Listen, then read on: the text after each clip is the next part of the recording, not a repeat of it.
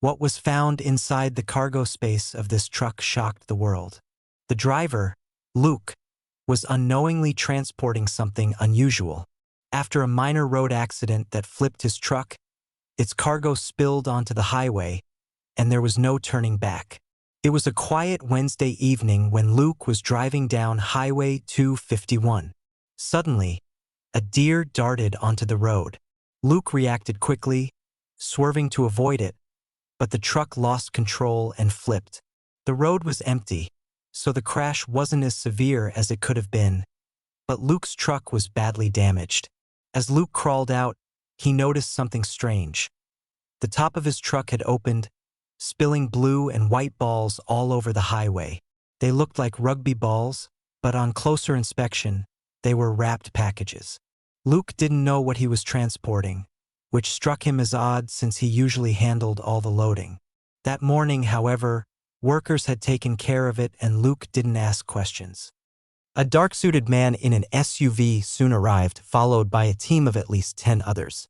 They claimed to be police officers, though something about them seemed off. They ordered Luke to move away and stay at least 300 feet from the truck. Luke called his friend Steven for a ride, but by the time Steven arrived, Luke was already distanced from the scene. Luke was in a hurry. On his way out, he noticed one of the blue and white balls had rolled into a ditch. Unable to resist, he grabbed it and took it with him. It felt like his only chance to uncover what he had been transporting. At Steven's house, the two of them carefully unwrapped the ball. Inside, they discovered something that instantly made them pale. It wasn't a simple package, it was something far more dangerous and unexpected. Luke realized that if he had known this was in his truck, he would never have signed the papers for the transport. Though Steven suggested calling the police, Luke hesitated. What if the men who had shown up earlier weren't just officers but had control over everything? He was too afraid that if they called, they would track them down immediately. In that moment, they both realized that they were now part of something much bigger than they could have ever imagined. Luke nervously explained that there had to be another way, and that's when the clever truck driver had an idea: transport papers.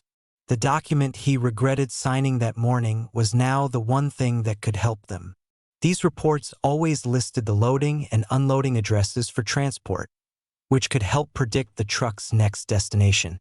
Luke ran to his coat and found the paper.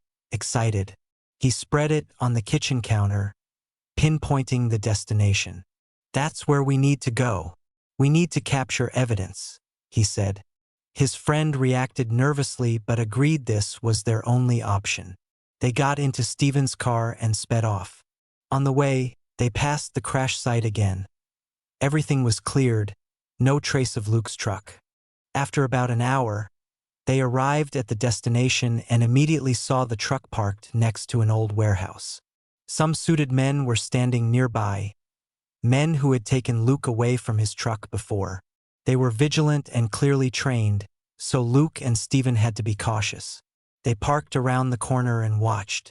"There they are, the blue and white balls," Luke said, watching as the balls were unloaded from his truck and brought inside the warehouse. He snapped pictures, moving closer for better shots.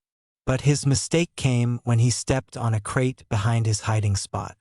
Before he could move, the suited men surrounded him. They quickly found Steven hiding and dragged both men inside the building. The two were placed in wooden chairs in a corner of the warehouse, looking around nervously. Most of the space was empty except for what looked like a lab. Steven panicked, apologizing, but the men didn't respond. Soon, a man in a white lab coat walked in. He introduced himself as David Larson, a chemist. He calmly asked who they were and why they were there. Luke explained everything, realizing the truth was their only option. Steven was angry, but Luke stood by his decision. David Larson assured them they wouldn't be harmed, but asked why Luke had stolen one of their packages. Steven begged Luke not to answer, but Luke trusted the truth. The man in the white coat asked Luke to show the object he had taken. When Luke did, David placed it on the table between them. It was a syringe and a bag of pills. "Is this drugs? What is this place?" Luke asked, alarmed. David smiled, explaining that the items weren't illegal, but were part of a government project. They were ingredients for medicine, and the shipments were transported in unmarked trucks like Luke's to keep them safe from criminals who might steal them. The items were incredibly expensive, worth thousands of dollars. David invited Luke and Stephen to walk through the lab.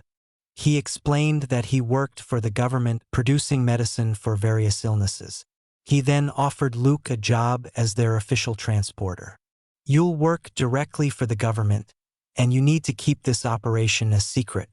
Stop working for your old employer," David said with a smile. Luke agreed, signing on the spot, and Stephen promised to keep quiet. From then on, Luke transported medicine across the country, helping to develop life-changing treatments in the process.